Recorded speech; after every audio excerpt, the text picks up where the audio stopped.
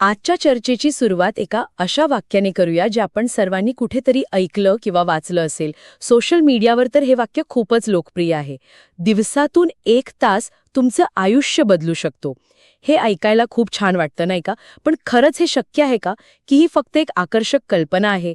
आपल्याकडे the power of the golden hour या स्रोतातील काही महत्त्वाचे विचार आहेत आणि आज आपण याचा पर्दाफाश करणार आहोत की या साध्या दिसणाऱ्या वाक्यामागे खरंच काही ठोस सत्य आहे की नाही. तुम्ही खूप महत्वाचा प्रश्न विचारलाय, कारण अशा प्रकारची वाक्य अनेकदा पोकळ सल्ले वाटू शकतात. पण या स्रोतामध्ये या वाक्याची जी फोड केलीये ती खूपच रंजक आहे. यात 3 मुख्य घटक आहेत: 1 तास, दिवसातून आणि आयुष्य बदलू शकतो. यातील प्रत्येक शब्दाला एक विशिष्ट वजन आणि अर्थ आहे. हे केवळ एक वाक्य नाही, तर एक प्रकारचं सूत्र आहे जे आपल्याला आपल्या आयुष्यात लागू करायचं आहे. चला तर मग या सुत्यासो पहिला भाग उलगडूया. 1 तास. स्रोताच्या नावावरून the power of the golden our असं वाटतं की हा सकाळचा पहिला तास असावा. सकाळच्या वेळेला इतकं महत्त्व का दिलं जातं? कारण अनेकांसाठी, विशेषतः माझ्यासारख्या लोकांसाठी सकाळी उठणंच एक मोठं काम असतं. तुमचा मुद्दा बरोबर आहे. सकाळच्या पहिल्या तासाला सुवर्ण तास म्हणण्यामागे काही शास्त्रीय आणि मानसिक कारणं आहेत. रात्रीच्या विश्रांतीनंतर आपलं मन ताजतवानं झालेलं असतं. आपली इच्छाशक्ती विल पॉवर आणि लक्ष केंद्रित करण्याची क्षमता दिवसाच्या सुरुवातीला सर्वाधिक असते. याला डिसिजन फटीगच्या उलट परिस्थिती म्हणता येईल. दिवसाच्या शेवटी आपण इतके निर्णय घेऊन थकलेलो असतो की काही नवीन करायची ऊर्जाच उरत नाही.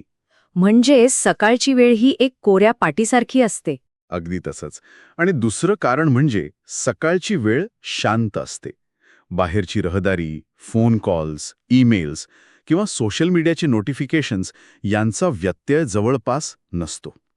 पण गंमत स्रोतानुसार हा फक्त सकाळचाच तास असावा असं नाही. काहींसाठी तो दुपारचा असू शकतो, काहींसाठी रात्रीचा. महत्वाचा शब्द गोल्डन नाही, तर आवर आहे. एक समर्पित तास, असा एक तास जो तुम्ही इतर सर्व गोष्टींपासून पूर्णपणे वेगळा काढला आहे. जणू काही तुम्ही तुमच्या कॅलेंडरवर स्वतःसोबत एक अपॉइंटमेंट बुक केली आहे, जी तुम्ही रद्द करू शकत नाही. पण अनेकांना असं वाटेल की दिवसातला 1 तास कसा काढायचा? कामाचं प्रेशर, घरच्या जबाबदाऱ्या, प्रवास यात वेळच मिळत नाही. इथेच स्रोतातील एक महत्वाचा मुद्दा येतो. तो म्हणतो की आपल्याकडे वेळेची कमतरता नसते, तर वेळेच्या नियोजनाची आणि ऊर्जेच्या व्यवस्थापनाची कमतरता असते. अनेकदा आपले तास कुठे जातात हे आपल्याला कळतही नाही. सोशल मीडियावर स्क्रोलिंग करताना किंवा OTT प्लॅटफॉर्मवर काहीतरी बघत बसताना सहज 1-2 तास निघून जातात. ते रिकामे तास असतात. या उलट हा एक भरलेला, हेतुपुरस्सर निवडलेला तास आहे. आणि स्रोतामध्ये एक आश्चर्यकारक गोष्ट नमूद केली आहे.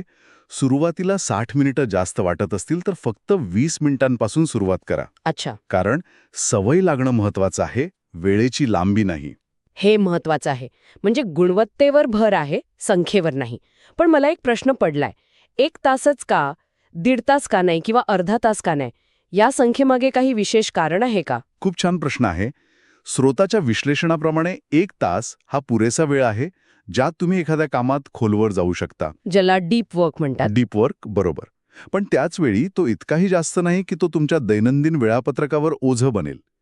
एका संशोधनानुसार साधारणपणे 75 ते 90 मिनिटांनंतर आपली एकाग्रता कमी होऊ लागते. त्यामुळे 1 तास हा प्रभावी आणि व्यवहार्य कालावधी आहे.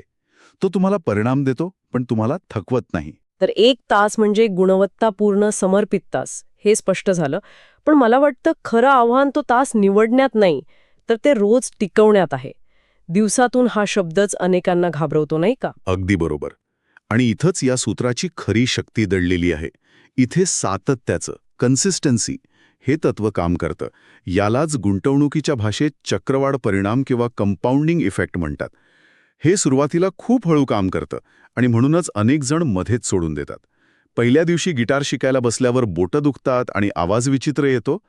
महिन्याभरानंतरही एखादी धून नीट वाजत नाही.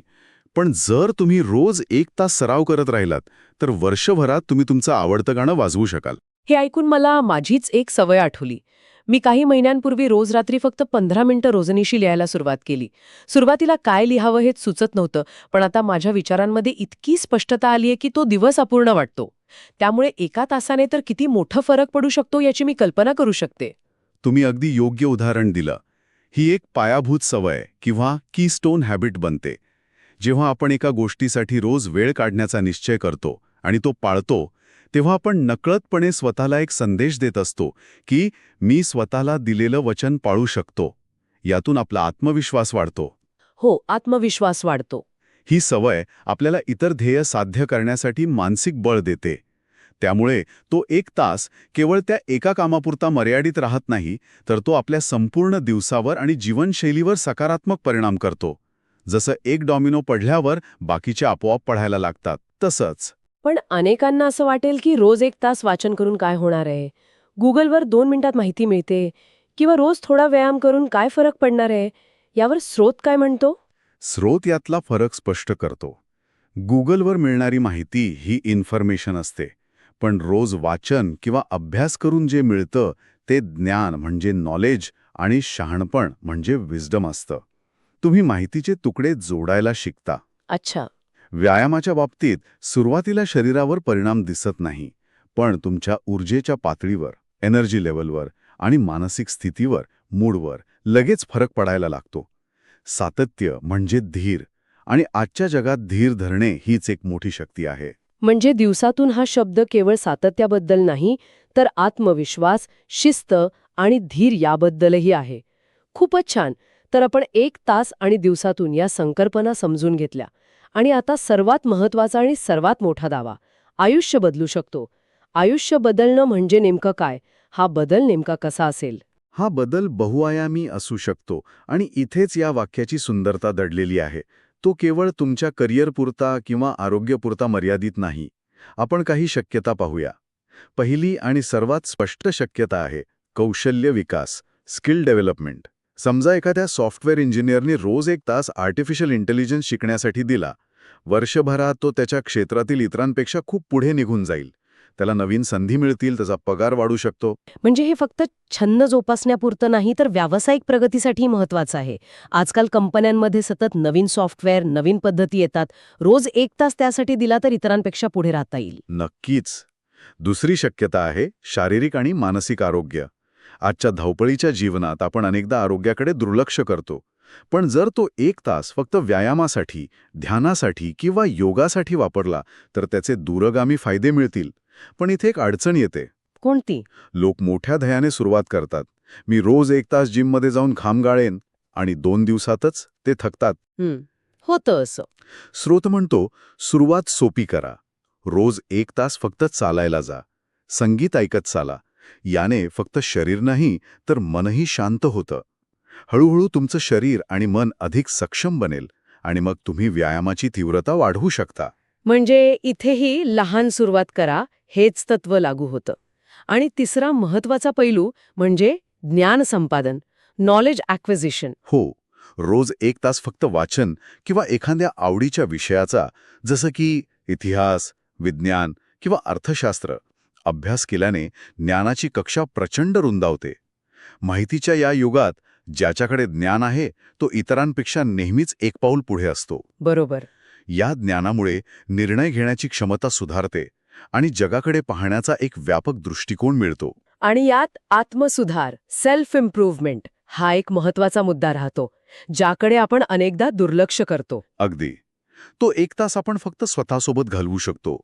रोजनिशी लिहिणे, भविष्याचे नियोजन करणे, आपल्या चुकांमधून काय शिकलो यावर विचार करणे, किंवा केवळ शांत बसून आत्मपरीक्षण करणे.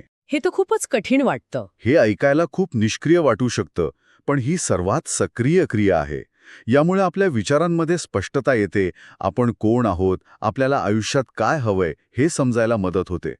हे म्हणजे तुमच्या आयुष्याच्या जहाजाला दिशा देण्यासाठी नकाशा आणि होकायंत्राचा वापर करण्यासारखं आहे. हे ऐकल्यावर असं वाटते की हे चारही स्तंभ वेगवेगळे असले तरी एकमेकांशी जोडलेले आहेत. बरोबर.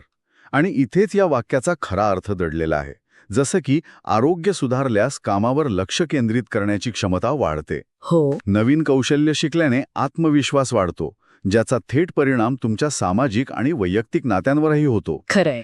ज्ञान वाढल्याने आर्थिक निर्णय अधिक चांगले होतात, आणि आत्मपरीक्षण केल्याने तुम्ही योग्य ध्येय निवडू शकता.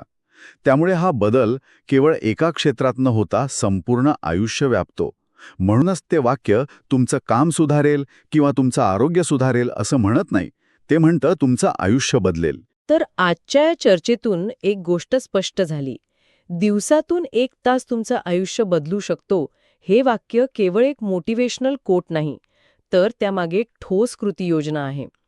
त्याची खरी ताकद त्या तासाच्या निवडीत, ते रोज करण्याच्या सातत्यात आणि त्यातून मिळणाऱ्या चक्रवाढ परिणामात आहे. तो 1 तास म्हणजे स्वतःसाठी, स्वतःच्या विकासासाठी केलेली एक छोटी पण दररोजची गुंतवणूक आहे. अगदी बरोबर. स्रोत आपल्याला हेच सांगत आहे की मोठे बदल घडवण्यासाठी मोठ्या आणि धाडसी गोष्टी करण्याची गरज नाही.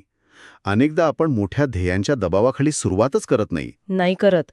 पण हे वाक्य आपल्याला सांगतं की सुरुवात लहान असू शकते. दररोज एक लहान पण हेतुपुरस्पर उचललेलं पाऊल आपल्याला अपेक्षित बदलाकडे घेऊन जाऊ शकतं. तो 1 तास निवडण्याचं आणि तो कसा वापरायचा याचं स्वातंत्र्य आणि सामर्थ्य आपल्या प्रत्येकाकडे आहे. खरंय, ती निवडच सर्वात महत्वाची आहे. आणि जाता जाता ऐकणाऱ्यांसाठी एक विचार. स्रोतानुसार दिवसातला 1 तास आपलं आयुष्य घडवू शकतो.